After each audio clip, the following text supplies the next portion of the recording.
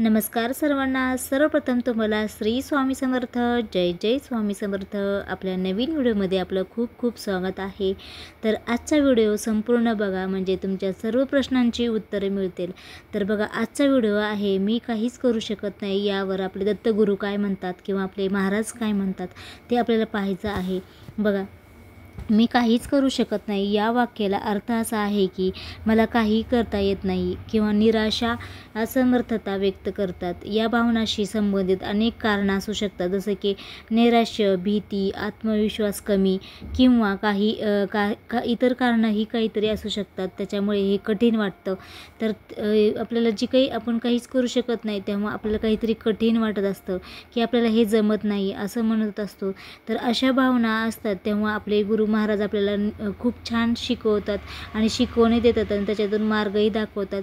त्यामुळे आपल्याला सकारात्मक गोष्टी करणे खरंच खूप महत्त्वाचं आहे आणि सकारात्मक राहणे पण खूप महत्त्वाचं आहे. आजच्या या व्हिडिओला सुरुवात करण्यापूर्वी मी सांगू इच्छिते की बघा, स्वतःला कमी समजणं, स्वतःला तुच्छ लेखणं, मी काहीच करू शकत नाही असं म्हणणे म्हणजे सर्वात मोठं पाप करून बसतो. हे तर आपलं सर्वप्रथम इथं चुकतं की आपण असं करून तुम्ही तुमच्यातले सर्व शक्तिमान परमात्म्याच्या अस्तित्वावरच आपला अविश्वास दाखवतात. दुसऱ्याशी स्वतःची तुलना करणं खूप मोठा अपराध आहे. तुलना हे नेहमी वेदनादायी असते. तो करतो आणि मला जमत नाही हे आपल्याला नेहमी आपलं वाक्य असतं की मला जमत नाही, म्हणून आपण त्यातूनच आपण इथेच आपली चूक करून बसतो. बघा, त्यांच्याकडे आहे तर ते माझ्याकडे नाही अशी तुलना करणं बंद करा. सर्वप्रथम तुमच्याकडे अमर्याद क्षमता आहे, असीम शक्ती आहे, तुम्ही काही करू शकता हे कायम लक्षात ठेवा.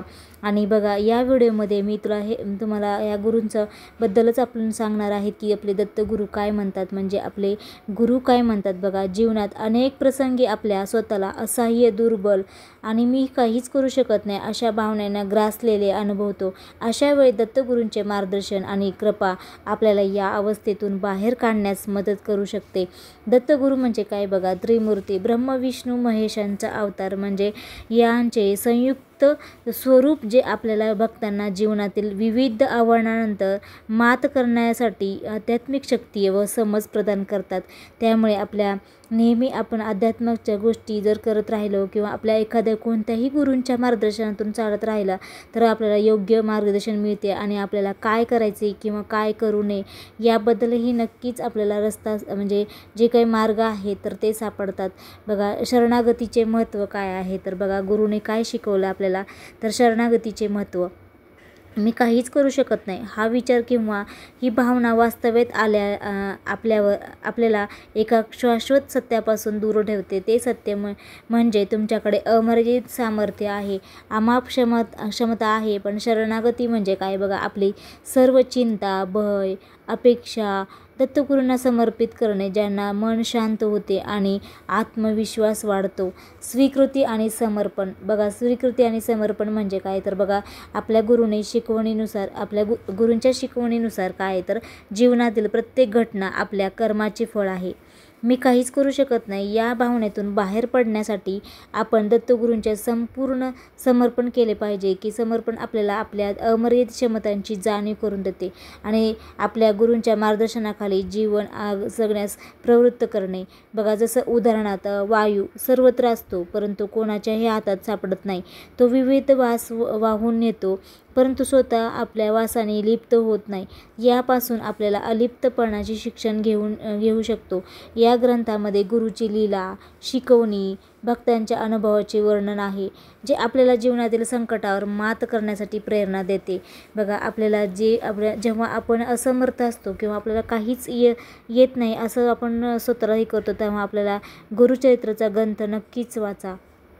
त्यामध्येही तुम्हाला चांगली दत्तगुरूंची शिकवण मिळेल, ज्यामुळे तुम्हाला योग्य मार्गदर्शन मिळेल आणि तुमच्या जी काही मनाला शांती, समाधान आणि तुमचा आत्मविश्वास नक्कीच वाढेल. तर बघा, मी काहीच करू शकत नाही ही भावना जेव्हा येते, दत्तगुरूंच्या चरणी शरणागती पत्करून त्यांच्या कृपेवर विश्वास ठेवणे हे सर्वप्रथम आपलं आहे. तर आपण विश्वास ठेवून आपण गुरूंच्या मार्गदर्शनाखाली जर गेलं तर आपण नेहमी आपली सकारात्मकता दृष्टिकोन होतो आणि त्यांच्या मार्गदर्शनाखाली साधना करणे हाच उपाय आहे. त्यांच्या कृपेने आपण जीवनातील सर्व आव्हानांनंतर मात करू शकतो, आत्मविश्वास आणि शांती प्राप्त करू शकतो. त्यामुळे आपण नेहमी सकारात्मक दृष्टिकोन ठेवला तर आपण नक्कीच कोणतीही गोष्ट शक्य होऊ शकते. जर तुमची अशी भावना मनात येत असेल तर त्यावर आपल्याला उपाय आहे. बघा, जेव्हा आपण निराश वाटत असल्यास एखाद्या विश्वासू व्यक्तीशी बोलणे किंवा व्यावसायिक मदतीसाठी आपण संपर्क साधणे महत्त्वाचे असते. आत्मविश्वास कमी होणे, जेव्हा आत्मविश्वास कमी होतो तेव्हा सकारात्मक विचार देण्याचा प्रयत्न करणे. बघा, आपल्या नेहमी लक्ष आपण जे तुम्हाला आवडतं, ज्या गोष्टी तुम्हाला आवडतात त्याच्यावर लक्ष केंद्रित करा. यश मिळाल्यावर स्वतःचा गौरव द्या, स्वतःला आपल्याला शाबासकी द्या, आपण स्वतःचं कौतुक करा त्याबद्दल. बघा, जर तुमचं कठीण काम वाटत असेल तर बघा, कामाला लहान टप्प्यातून विभागून एक एक करून ते पूर्ण करण्याचा प्रयत्न करा.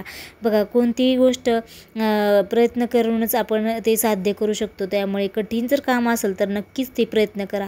म्हणजे मध्येच सोडून देऊ नका की मला जमत नाही, मी करू शकत नाही, असं मध्येच ते गोष्टी सोडू नका. ते तुमचं कोणतंही काम असू द्या, ते पूर्ण करण्याचा नक्कीच प्रयत्न करा. कुठेतरी अडकून जाणे म्हणजे बघा, नवीन गोष्टी शिकण्यामध्ये किंवा अनुभवण्याचा प्रयत्न करा. नेहमी आपल्या आयुष्यामध्ये नवीन गोष्टी शिकण्याचा नक्कीच प्रयत्न करत जावा. नवीन कौशल्य बघा, आता सगळ्यांमध्ये काहीतरी छंद असतो, जोपासायचा असतो. म्हणजे कुणाला कला असते, कुणाला गायन, प्रत्येक ह्याच्यामध्ये छंद असतो. कुणाला क्रिकेटमध्ये, कुणाला काही तुमचा छंद असेल तर त्यामध्ये तुम्ही प्रयत्न करा, तुम्ही त्या गोष्टी करा. म्हणजे बघा, त्या गोष्टीतून तुम्हाला नक्कीच आनंद मिळतो. बघा, दुसऱ्याकडून मदत घेणे, मित्र, कुटुंब आणि व्यावसायिक मदत घेण्यास तयार राहा. म्हणजे त्यामुळे तुमचं ज्या गोष्टी तुमच्याकडून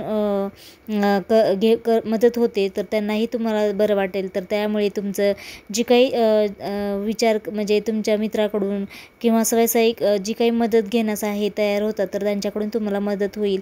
स्वयंजागरूकता म्हणजे बघा, स्वतःला काय वाटतं हे ओळखण्याचा प्रयत्न करा. सर्वप्रथम तर तुम्हाला स्वतःला काय वाटतंय किंवा तुम्ही काय करू शकता हे ओळखण्याचा प्रयत्न करा. स्वतःवर आत्मपरीक्षण करा आणि आपल्याला जे जमतंय तर तेच तुम्ही करा. तर बघा, आपल्याला नेहमी मी काहीच करू शकत नाही या वाक्याचा अर्थ अनेकदा निराशा, असमर्थता व्यक्त करते. म्हणून या भावनाशी लढण्यासाठी मदतीसाठी आपण नेहमी त्याच्या सातत्य ठेवा आणि सकारात्मक विचार करा आणि स्वतःला सुधारण्याचा प्रयत्न नक्कीच करा. कारण बघा, आपण आयुष्यामध्ये नेहमी निराशा येतं. आयुष्य म्हणजे थोडंसं फार चढ उतार असतं, तर त्यामुळे निराशा येतच राहतं. पण आपल्या गुरूंची शिकवण नेहमी आपण आठवणीत ठेवावी आणि विश्वास ठेवावा. आध्यात्मिक गोष्टी पण करा, जे की तुमचे मन शांती, समाधान मिळेल आणि तुमच्या जी काही तुम्ही पुढे भविष्यामध्ये करणार आहे तर त्या कामामध्ये सातत्य ठेवा. आणि ते काम बघा, कुठलीच गोष्ट अशक्य नसते. जर तुम्ही प्रयत्न केला तर ती गोष्ट ही शक्य होऊन जाते. हेच आपल्या दत्तगुरूंनी किंवा आपल्या महाराजांनी सांगितलेले आहे. तर या मार्गदर्शनातून तुम्ही नक्कीच जावा. तर तुमचा हे उपाय आणि आजची जी काही व्हिडिओ तुम्हाला कसा वाटला ते नक्की कमेंट करून सांगा आणि कमेंटमध्ये श्री गुरुदेव दत्त लिहायला विसरू नका. तर आजचा व्हिडिओ तुम्हाला आवडला असेल तर नक्की लाईक, शेअर, सबस्क्राईब करा. तर अशा छानशा व्हिडिओमध्ये पुन्हा भेटू. तोपर्यंत सगळ्यांना श्री स्वामी समर्थ. जय जय स्वामी समर्थ.